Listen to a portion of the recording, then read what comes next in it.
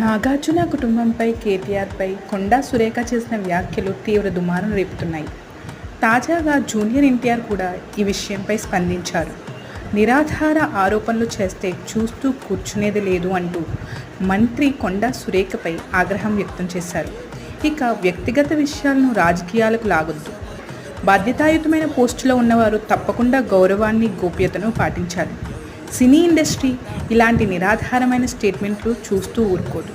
ఈ విషయం తనను బాధించిందని పోస్ట్ పెట్టారు జూనియర్ ఎన్టీఆర్. ఏ చెత్త మాట్లాడినా చెల్లిపోతుందని రాజకీయ నాయకులు భావించడం జీర్ణించుకోలేకపోతున్నా అని హీరో నాని కూడా స్పందించారు. ఏంటి సిగ్గులేని రాజకీయాలు అంటూ విలక్షణ నటుడు ప్రకాష్ రాజ్ ట్వీట్ చేసిన సంగతి తెలిసిందే.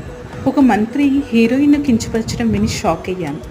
ఇలాంటి వ్యాఖ్యలను అందరూ ఖండించాలి అంటూ హీరో సుశాంత్ కూడా పోస్ట్ చేశారు.